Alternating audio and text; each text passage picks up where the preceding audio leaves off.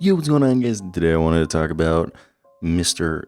I guess it's Jonathan Givioni and Jeremy Woo's NBA draft. So over here, shout out Zoom123, the original post, for putting out the full mock draft over here. I guess my ESPN Plus subscription ran out, and your boy is like, I pay for the Athletic, but I really don't feel like paying for ESPN. I kind of have like a vendetta against ESPN for being mediocre now. But this is the list right here. We'll go through it in a second. I'm just going through it so you guys can see. Dude, Tristan De Silva's brother, Oscar, is a dog.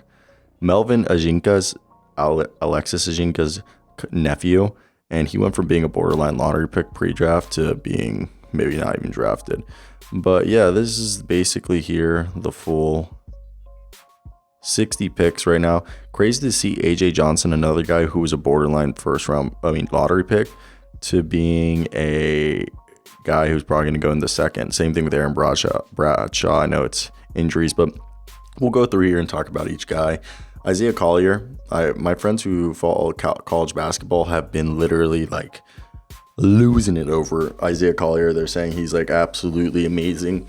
And I mean, I believe it. Isaiah's been a guy who's really impressed so far. I have to give him credit that he is a fantastic basketball player. And with the way it is, today's NBA, you need there's a reason why guards like Isaiah Collier who can take over games, he definitely seems like a guy that people are licking their chops. And then Alex Sarr, I don't want to sound like ostentatious when I say this, but Alex Sarr is definitely a modern day version of Kevin Garnett. If in terms of style of play, size, I'm not saying that he has Kevin Garnett potential. I'm just saying that, like, from a prospect viewpoint, Alex Sarr is 7 foot tall, but he runs like he's a wing. All right. And he has that stretchability. And Zachariah from France, dude, this guy's in a class of his own. I mean, freak. It's like if you combined like Bilal Coulibaly, OG Anunoby, and then like maybe a little bit of like Jaylen Brown in there, dog.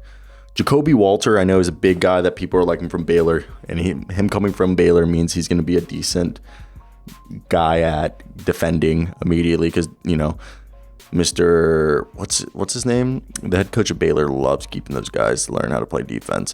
Then Ron Holland has fallen from being like the number one consensus player in the preseason, G League Ignite guy, freak athlete, to number 5. Donovan Clingan, who's one of the best drop coverage bigs in the league. People really like him and are acting as if he could have like a better impact than Derek Lively is having right now. He's up there. Matas Buzelis.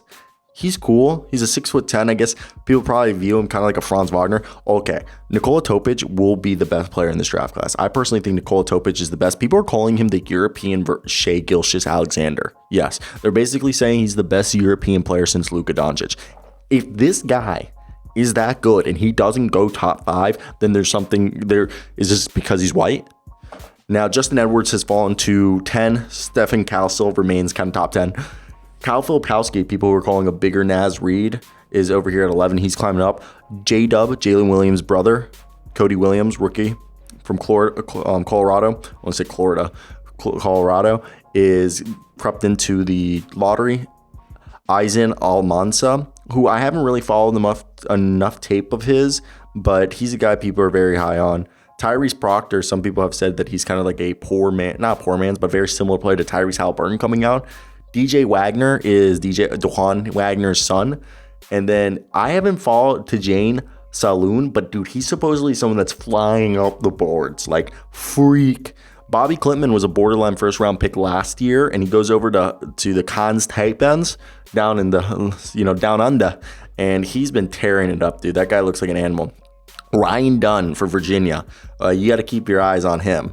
And then dude, Shaka Smart's got, I'm going to suck at his name, Osasere, killing it out there. And then the Rob Dillingham show has been everything in Kentucky, but people don't really like Kentucky guards. That's always been a thing. Jared McCain's another, good Duke guard out there. He's playing well. Khalil Ware, surprisingly, man, he transfers schools and he's looking good. My man Kevin McCullough on some lists, I've seen him as 17. Miami Heat would be perfect for him. He figured out how to shoot, figured out how to play make. It's been a really good situation for them there. Then you got Tyler Smith, who he kind of flew up the boards. People are really high on him, similar to Reed Shepard. I know my boys who watch college basketball love him. Trevon Brazile is a guy that, Arkansas has been feeding him and they've been loving it. Juan Yunus, he went to which is where Kelly Hayes played, and Juan Yunus is like a passing genius, okay? He's really not a great shooter, but, he's got really good skills, and he's young, and he seems like he could follow the mold of, Jose Calderon. And I don't mean to say another Hispanic basketball player. That's not low-hanging fruit. It's actually a good comparison. Ade Mara is a big old 7'3" big. He could tear stuff up. Baba Miller, I'm surprised they have him this high, but it's the potential probably. And then Yves Messi is another guy who's a big size that you'll like. And now we'll go through here. I think Trey Alexander's a first-round pick. Same thing. Dude, I think a couple of the guys you're seeing, I don't know much about Kylan Boswell, I'll admit. Need to watch some more tape on him. But Trey Alexander, Dylan Mitchell, Tyler Kolkek is a good player, but Dylan Mitchell, more of a second-round pick. But Trey Alexander and Adem Bona, great players that I could see going in the first round. Same thing with Tristan Da Silva, just his play style. He's more of small ball 5, small ball 4. Melvin Ajenka, the athleticism. Reese Beekman's just the same player he was last year. I don't see him going up anymore. Aaron Bradshaw could change things if he's healthy. Dalton Neck and Alex Carban, don't know much about them, need to watch them. Then I know about Burke I can't say his last name, but I know about him. Kobe Johnson, great player. Mark Mitchell, Terrence Shannon, probably should have. They're the same spot where they would have gone last year. Same thing with Zach Edey. Alex Tooney, he's okay. He's not been blowing the world apart. But Peyton Sanford, need to watch more. Riley Kugel's cool. Same thing with Keyshawn Johnson. Ajay Mitchell, all right. Pacom Dadit's been blowing up because he plays next to Juan Yunus and people are watching him. Listen to this. Ariel Hakaporti, I'm a really big fan of his. He actually 2 years ago was a borderline first round pick, okay? Yes, borderline first round pick, and then he decided to go back into Europe, and it's been 2 years since he could have been originally drafted, and nothing against him. I think he's now 21, 22 years old, and he's 21 now. He could have entered when he was 19, when he was playing for Nevis in Lithuania, where he averaged 10 and 7. In the last 2 years, he's played for the Melbourne United, and he's put up decent stats, about 65% from the field, about 7.5 points, about 6 rebounds, you would say, or 6.5 rebounds with about 1.2 blocks and about half a steal a game. Doesn't shoot any threes, shoots about 55% from the field in about 16 minutes a night. Nothing insane, but the athleticism's there. Trent Flowers was a guy that people like. Basically the end of the draft, they just called all the Australian guys who aren't playing that good.